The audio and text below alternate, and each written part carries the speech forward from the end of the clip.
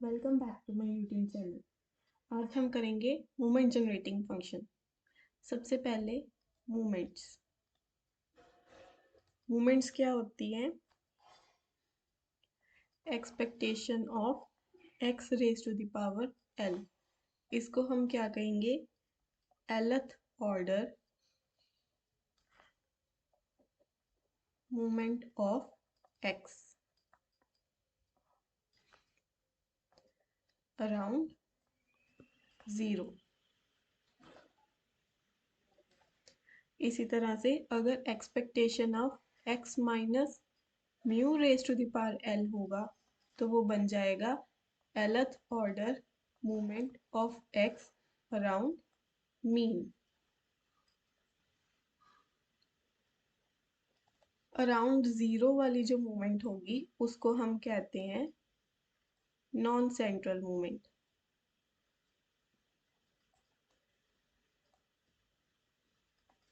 और जो around mean होगी वो central movement.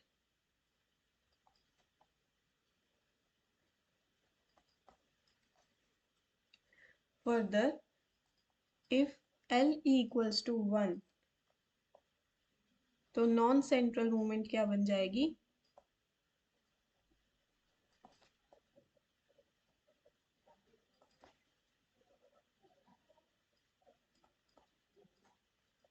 Expectation of x. इसी तरह से अगर मैं एल इक्वल्स टू 1 पे सेंट्रल मूवमेंट लूँ तो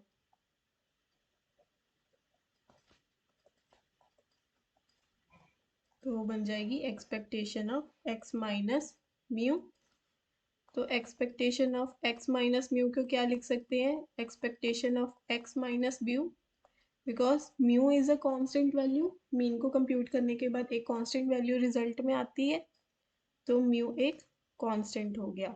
expectation of x is also mu, so mu minus mu is zero. Hence we can note that first order central movement is always zero.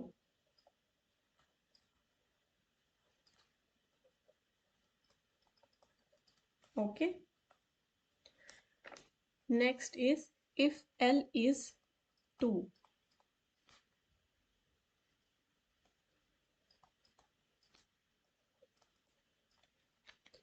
L2 होने पे सेंट्रल मूवमेंट क्या बनेगी?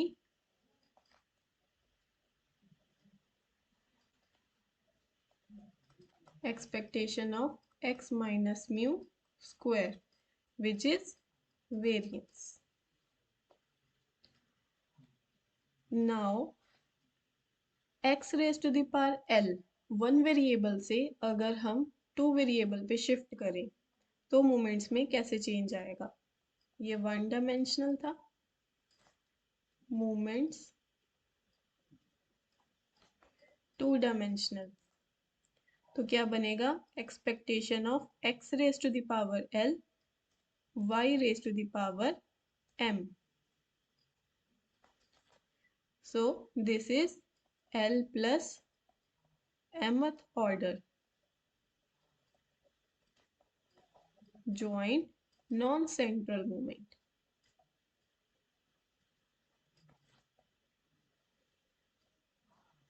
Okay, because this is around zero.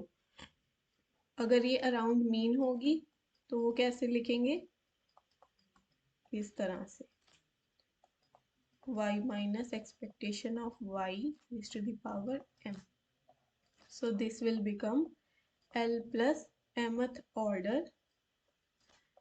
joint central movement. Central movement means movement around mean. अब इसके case में हम अगर सबसे पहले L को 1 और M को 1 लें, so central movement will convert to expectation of x minus mu x into y minus mu y। ये किसके बराबर होती है? कोवेरियंस के, covariance of x and y। अगर l की वैल्यू 2 और m की वैल्यू 0 हो जाती तो सेंट्रल मोमेंट क्या बनती? Expectation of x minus mu x का स्क्वायर। तो ये वेरिएंस ऑफ x था। इसी तरह से अगर हम l को 0 और m को 2 ले लेंगे तो सेंट्रल मोमेंट क्या बन जाएगी? y माइनस म्यू y का square, that is variance of y। ये जो है 1, 2 और 3 ये स्पेशल केसेस है, या कह लो कि जो हमें ऑलरेडी नोन टर्म्स हैं वो सेंट्रल मूवमेंट से या नॉन सेंट्रल मूवमेंट से कैसे डिराइव करी जा सकती हैं। Now next is movement generating function.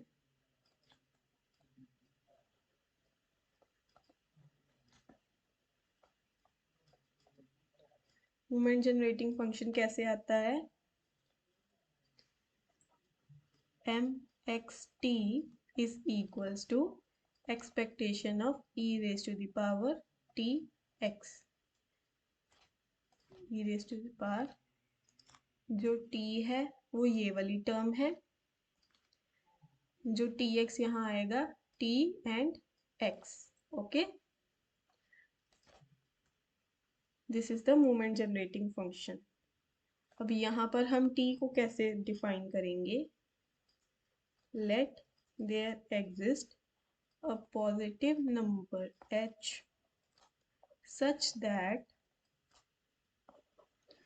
for t lying between minus h and h, expectation e raised to the power tx exists. So t is some number lying between minus h and h is some random positive integer or positive real number। तो ये moment generating function की definition हो जाएगी। अब अगर हम इसको solve करें, mxt equals to expectation of e raise to the power tx को सॉल्व करें तो इसको ऐसे लिख सकते हैं 1 plus tx plus tx square upon 2 factorial plus tx cube upon 3 factorial, ऐसे up to so on infinity. e raise to power tx की एक्सपेंशन करिए तो एक्सपेक्टेशन अगर हम सॉल्व करेंगे तो 1 plus t expectation of x plus t square upon 2 factorial expectation of x square up to so on.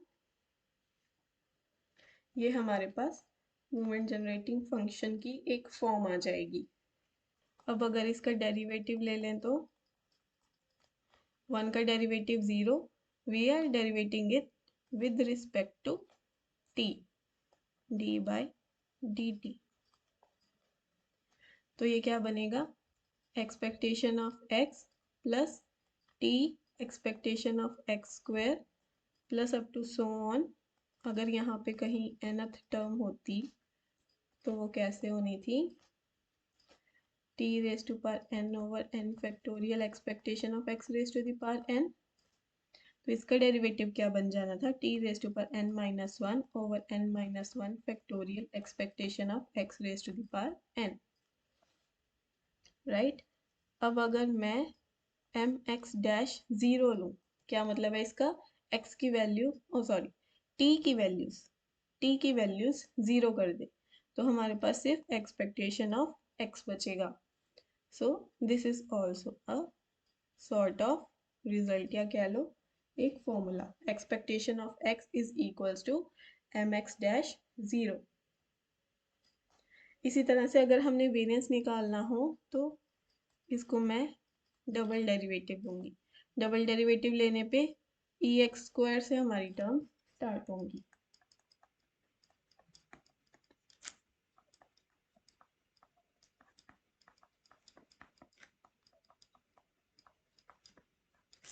Okay, फिर again अगर इसको 0 के इक्वल कर देंगे t को तो ई एक्स स्क्वायर ही हमारे पास बचेगा। सो वेरिएंस क्या बन जाएगी? M x double dash zero minus m x dash zero square, right.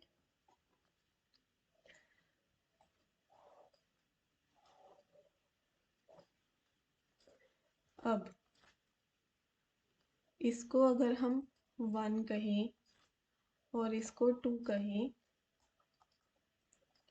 From 1 and 2 we get, और क्या लो, generalising M X n times derivative for t equals to 0 e x raised to the power n. Okay, now note that MGF uniquely determines a distribution function.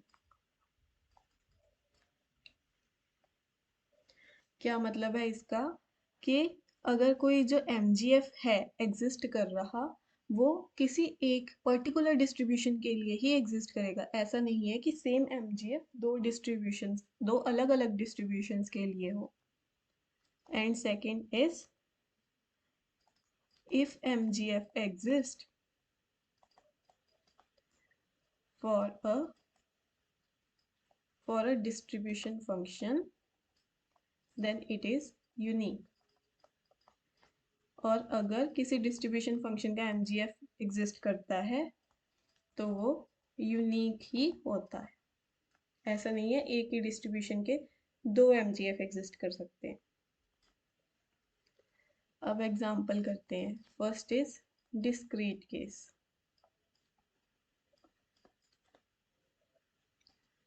Late x be a random variable such that p of x हमें क्या दिया हुआ है, 1/5 for x equals to 0,8, 1/10 for x equals to 2,3 and 2/5 for x equals to 5. Find MGF. तो MGF क्या होता है, expectation of e raise to power tx। तो इसका मतलब क्या हुआ, एक्सपेक्टेशन का क्या मतलब है, e raise to power tx px और x की जो भी वैल्यूज होंगी, राइट। तो सबसे पहले x0 e raise to power t into 0, p0 is 1/5 plus e raise to the power t, next 0 के बाद 2 ले लेते हैं, और p2 इज 1/10। इसी तरह से 3, फिर 5 और फिर उसके बाद 8 यहाँ पे लिख लूं।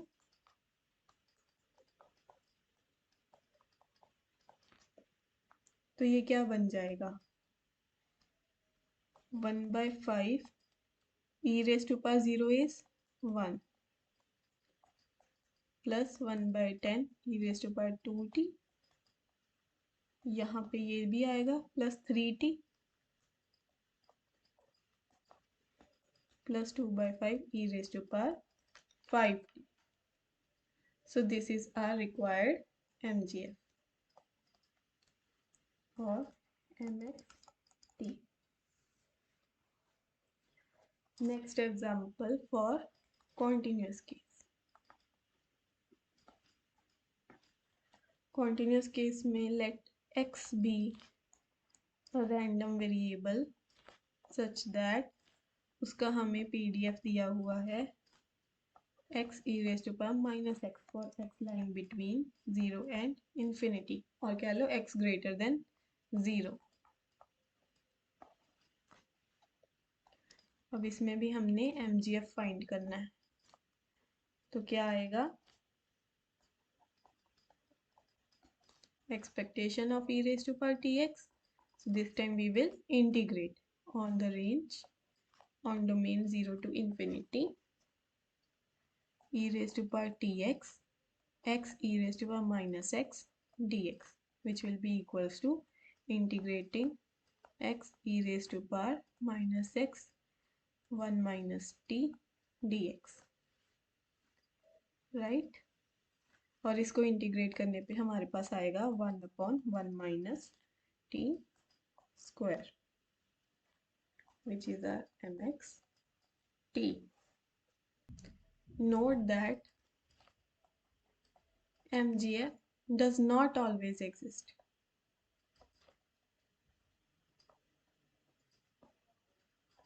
किसी किसी डिस्ट्रीब्यूशन के लिए हो सकता है कि mgf एग्जिस्ट ना करता हो। इसकी example, let x be a discrete random variable जिसका pmf हमें दिया हुआ है 6/π² k² for k from 1 to infinity। तो इसका अगर मुझे mgf निकालना हो तो क्या होगा, expectation of etx so will be equals to summation k from 1 to infinity etk 6/π² k², taking 6/π² out, summation from k to k from 1 to infinity etk upon k²। etk की एक्सपेंशन कर लेंगे,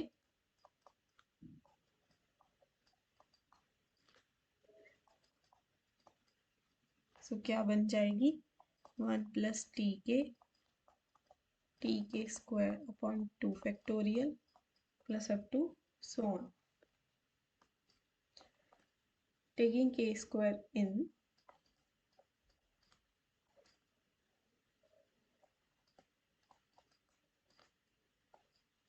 one upon k square plus t upon k t square upon 2 factorial t cube upon 3 factorial into k plus up to so on. Now note that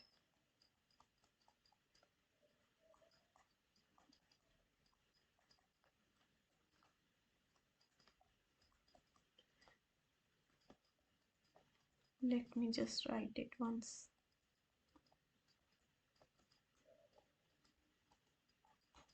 Okay, now note that summation 1 upon k, this is a divergent sequence. Summation 1 upon n from 1 to infinity is a diverging series. It's a series. So this whole result will tend to infinity. This means that moment generating function does not exist for the given PMF. अब आगे है joint MGF. joint MGF का मतलब, जैसे हमने one variable के लिए movement निकाल ली थी, फिर उसके बाद 2 डायमेंशनल रैंडम वेरिएबल के लिए मूवमेंट निकाल ली थी, फिर हमने 1 डायमेंशनल के लिए मूवमेंट जनरेटिंग फंक्शन लिखा था। दिस वाज फॉर 1 डायमेंशनल ऐसी। अब हम 2 डायमेंशनल के लिए करेंगे तो वो क्या हो जाएगा, ज्वाइंट हो जाएगा। सो m of t1 and t2 से इसको डिनोट करते हैं, is equals to expectation of e raise to the power t1 x1 plus t2 x2 is the joint MGF। और क्या कंडीशन है कि ये एक्सपेक्टेशन एग्जिस्ट करनी चाहिए, this exist for ti again lying between minus hi to hi, where hi is some positive real number. Okay, now note that if m t1 t2 exist, then first thing, अगर हम इसको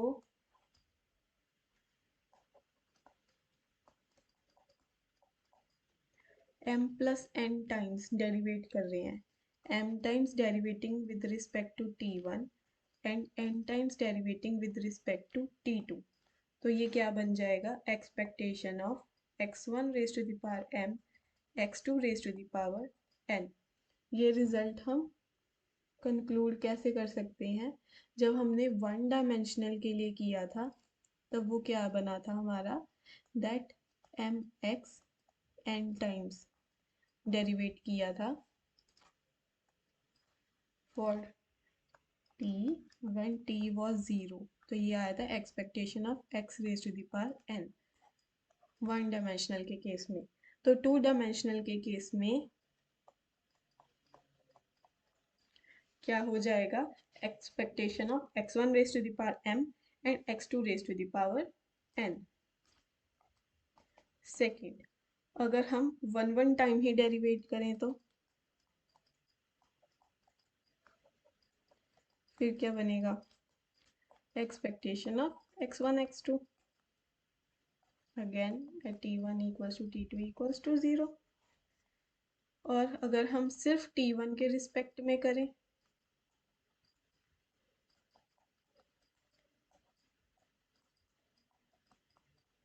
तो expectation of x1 ही बन जाएगा। Similarly करली upon करली t2 m 0 will be equals to expectation of x2। But अगर हम इसको डबल डेरिवेट कर देते तो टू टाइम्स डेरिवेट करते तो स्क्वायर आ जाते। इसी को फॉलो कर रही हैं, कह लो इसे फॉलो कर रहे हैं। Further result,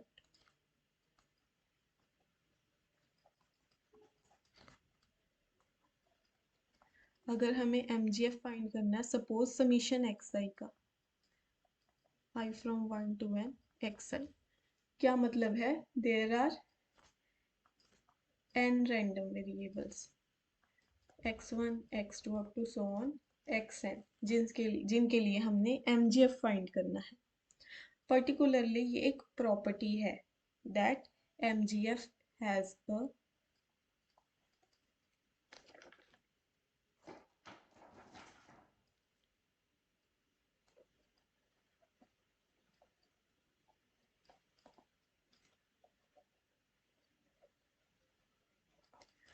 MGF has reproductive property. इसका क्या मतलब है, that M summation xi t is equals to product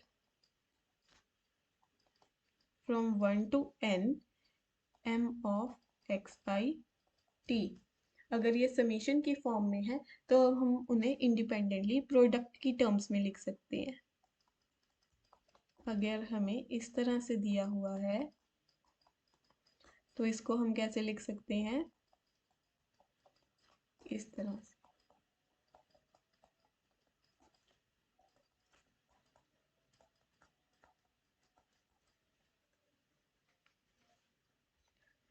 now further एक और चीज इसी को फॉलो करते हुए, इन केस हमारे पास t की जगह t1 और t2 होता, मतलब कि हमारे पास इस तरह से होता,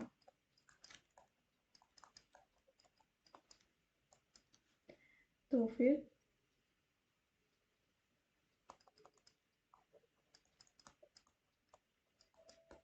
ये क्या हो जाना था, इस तरह से। And second will be, if xi's are independent then m of t1 t2 equals to m of t1 0 into m of 0 t2।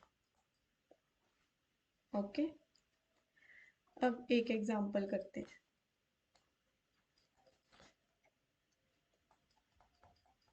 x1 x2 be a discrete random variable, और इसका पीएमएफ कैसे दिया हुआ है 1/3 for x1 equals to x2 equals to 1, 1/3 for x1 equals to 2 and x2 equals to 0, 1/3 for x1 equals to 0 and x2 equals to 0, 0 otherwise। तो हमने find करना है MGF फर्दर कोवेरियंस, MGF को यूज करते हुए। तो MGF निकालने के लिए सबसे पहले हम निकालेंगे एक्सपेक्टेशन इस तरह से। तो ये क्या बन जाएगी, x1 x2 1 डालेंगे, e raise to power t1 plus t2 हो जाएगा, और उनकी प्रोबेबिलिटी है 1/3। Again x1 is 2, x2 is 0, 1/3 and x2 is 0, x1 is 0, 1/3 e raised to power 1 0। तो ये क्या बन गया 1/3 1 plus e raised to power 2t1 e raised to power t1 plus t2। Further अगर हमने कोवेरियंस फाइंड करनी है तो कोवेरियंस क्या formula, E x1 x2 minus expectation of x1 expectation of x2।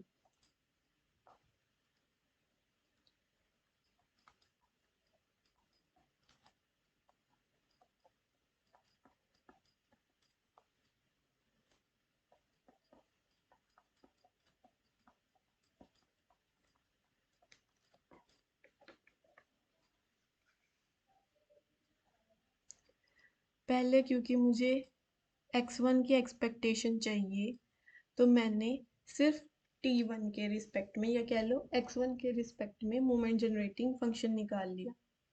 तो एक्सपेक्टेशन ऑफ x1 क्या बन जाएगी mx डैश 0 0। तो ये क्या बन जाएगा 1/3 e t1 plus 2 e t1 and t1 was supposed to be 0, so this will be equals to 1। अब अगर मैं t2 के रिस्पेक्ट में निकाल लूँ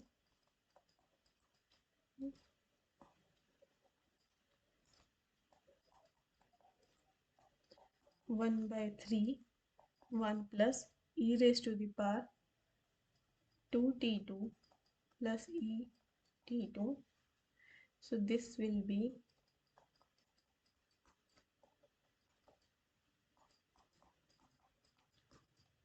again 1।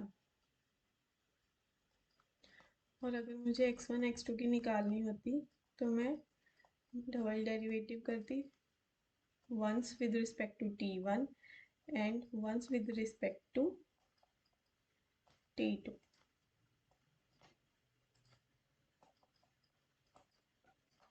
तो ये क्या बन जाता 1/3 e raised to power t1 plus t2, this will be equal to 1/3। so covariance will become 1/3 minus 1 equals to minus 2/3। तो यहाँ पे हमारा मोमेंट जनरेटिंग फंक्शन का टॉपिक कंक्लूड हो जाता है। अगला है कैरेक्टरिस्टिक फंक्शन।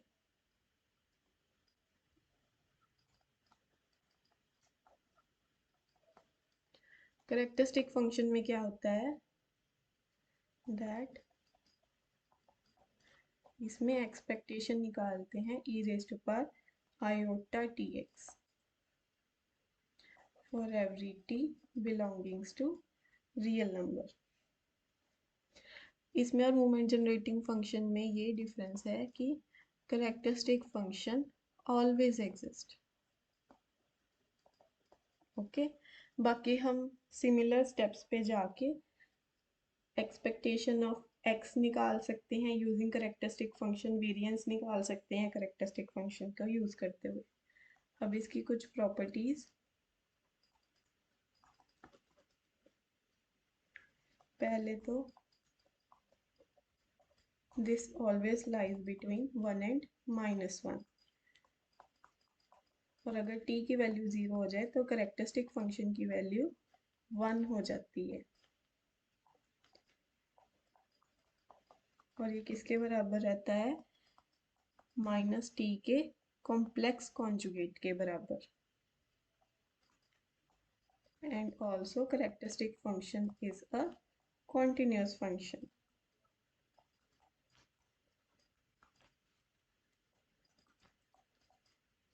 और अगर हमने x की जगह ax प्लस b का निकालना हो करेक्टरिस्टिक फंक्शन, तो वो क्या बन जाएगा?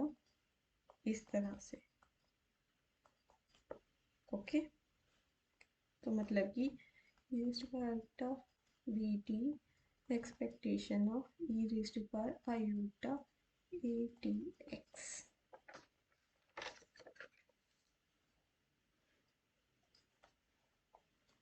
अब फर्दर रिजल्ट्स। सबसे पहला, if two characteristic function are equal except at some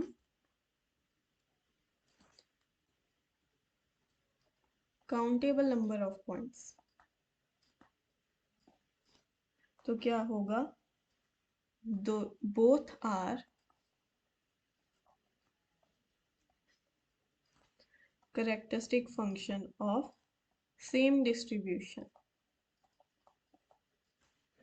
इसी तरह से अगर दो डिस्ट्रीब्यूशन सेम है,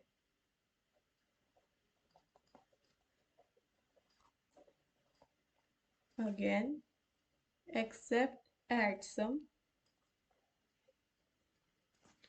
countable number of points,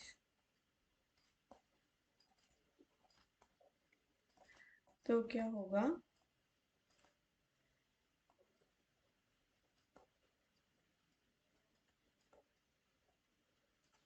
उनका करेक्टरिस्टिक फंक्शन सेम होगा। Third is, say x1 x2 xn are independent random variable, then for z equals to summation xi, कहने का क्या मतलब है? यहाँ पे हम कौन सी प्रॉपर्टी यूज कर रहे हैं? Again reproductive property. ओके,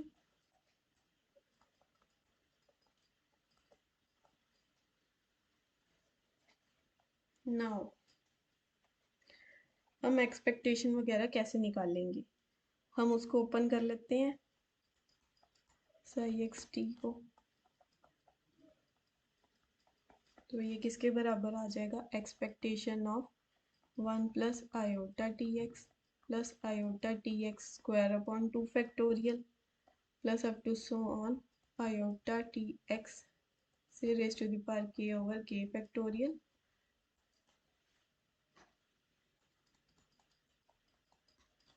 तो एक्सपेक्टेशन अगर अंदर जाएगी तो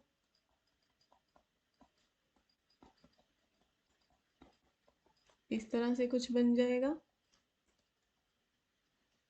now again derivating with respect to t at t equals to 0, तो ये क्या बनेगा?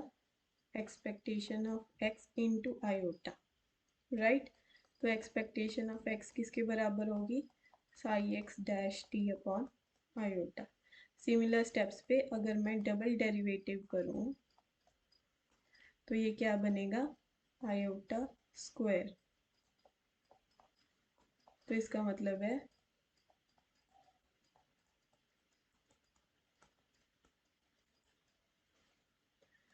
so generalizing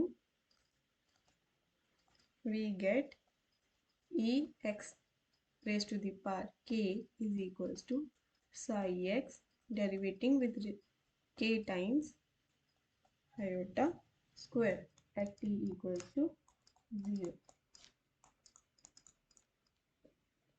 right? Iota k. Next is relation between MGF and characteristic function is that characteristic function is equals to MGF at iota t, because characteristic function क्या e raised to power expectation of e raised to power iota t, और MGF क्या था mx। अगर मैं इसको अभी के लिए सपोज q ले लूँ तो mx q क्या बन जाएगा expectation of e raise to the power, तो ये क्या बन जाएगा q is iota t e raise to expectation of e raise to power iota t x। तो ये दोनों बराबर हो गए ना,